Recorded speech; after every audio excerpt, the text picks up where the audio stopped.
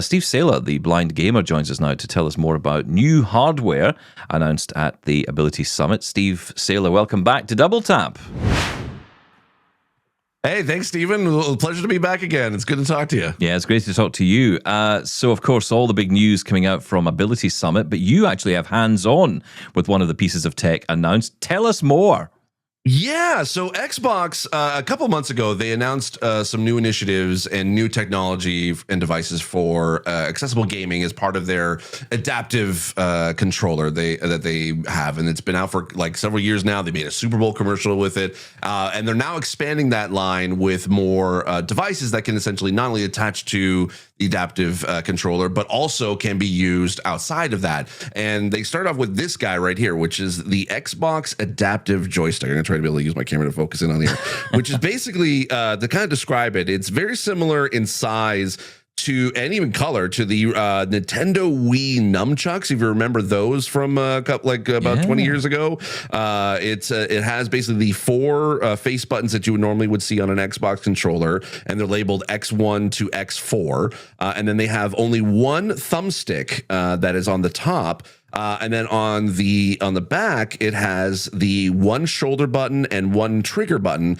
which are labeled as X5 and X6. And then on the bottom, they have a USB-C connector port, which this is wired. It's not wireless. But they also have a 3.5 millimeter, or I don't know what the actual the measurement is, but that basically has that screw head that allows you to be able to attach this to, say, if you need this device and you have a wheelchair and you want to be able to attach so it kind of secures it in place. You can be able to screw that into any kind of device or setup that you have that's a little bit more comfortable, and it feels great in the hand. It's pretty light, and basically they sent it for me to be able to unbox, and then they also told me that it is available now to purchase. It was announced a couple months ago, but is now available to purchase as of today for about $35 US.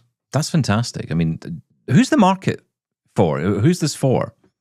Oh, this is definitely for those with motor disabilities, in that it kind of expands the adaptive controller line, where they don't really have anything that's specifically for any of the thumbsticks, because this can actually plug directly into the USB port that is on the side of the adaptive controller, because they always had those USB ports that you can be able to attach any sort of joystick or thumbstick to it, and it'll work. So this will attach directly to that, and it comes with a 5-foot braided cable that allows you to connect to it if you need to. But it definitely is designed for if you have any motor impairments with your hands, or you can only be able to use one hand to be able to play games.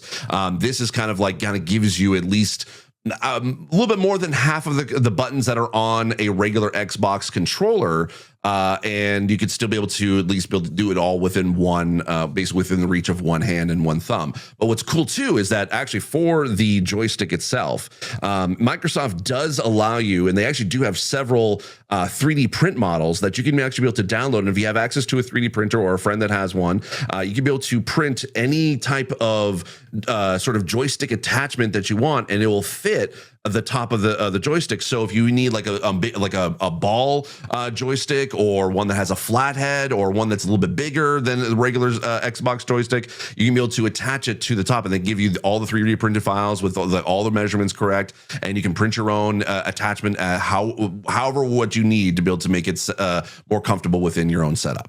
That is incredible. And any design, do you think, beyond using it for gaming? Like, I'm thinking of all the potential applications this could have for navigating the computer. I don't know. It just seems like that kind of device, right?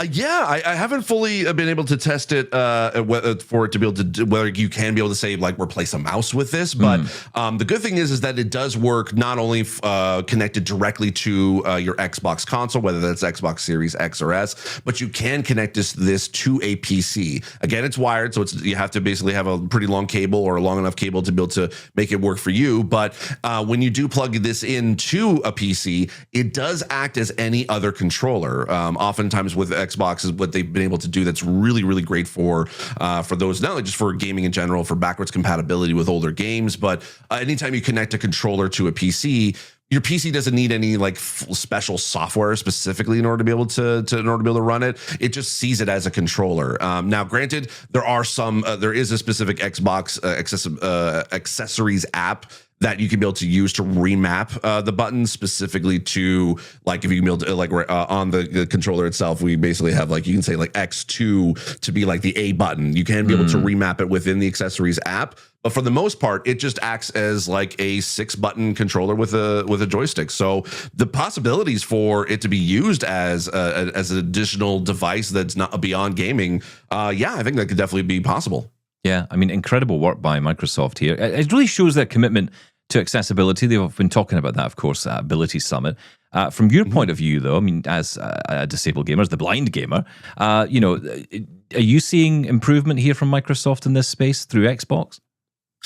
Yes, definitely. I would say if this was a couple of years ago, I think I probably said at the time, even talking to you a couple of years ago, I think at the time I would have said yes for sure. Like it has been a bit, but now it's been a bit slower than I think probably say PlayStation. I think PlayStation has been pushing a lot more on the accessible software front. They have now also their Access controller, which basically is their answer to the adaptive controller for the PlayStation side. But a lot more of their software, their games are a little bit more accessible than current Xbox games, but that is changing. Again, I think with the difference between the two is that they both care and actively work towards better accessibility, but Xbox has always kind of had a culture of accessibility. So it's really just getting the software to catch up to say PlayStation, so that more games within the Xbox library can be fully accessible to as many disabled players as possible. It's good to see competition in this particular space, right? I mean, Oh, I love it. Yeah. Could you imagine this 10 years ago? The tech side, more competition means better innovation. So it just this is great for us disabled players. Absolutely. Steve Saylor, thanks so much. No, thank you so much. Take care. Just amazing to hear from Steve there talking about that adaptive joystick, and thank you for giving us that sense of hands-on right away, which is absolutely wonderful. Because I will say, sorry, Stephen, I got hands-on with the PlayStation Access controller that Steve mentioned there as well. Oh, did you know? I did, yes. Now, look, I'm not a gamer at all, but again, it's so impressive. A lot of the same features on the PlayStation as on the Xbox One there, being able to just totally remove the buttons themselves and replace them with anything you want. And the joystick as well, the standard D-pad or just the stick that sticks out, but you're able to just pull it off and put on, it reminded me of the old style arcade machines with the ball on the top. And, just being able to customize it to whatever your needs are was absolutely amazing. It's just so cool to see the companies actually caring about this stuff. Well, I mean, the thing about it is the way they're designing them, they're so attractive. I think a lot of other people will be interested in these. It won't just be, for disabled people. I think there's a lot of people who would be saying, that joystick sounds pretty cool. I could have that. And that's why I was asking Steve, are there any other applications for it? That's exactly what I thought. Is this the Stream Deck, but an accessible version I can make use of? Yeah, and I mean, it all comes down to the software. The actual hardware itself, totally accessible, totally customizable.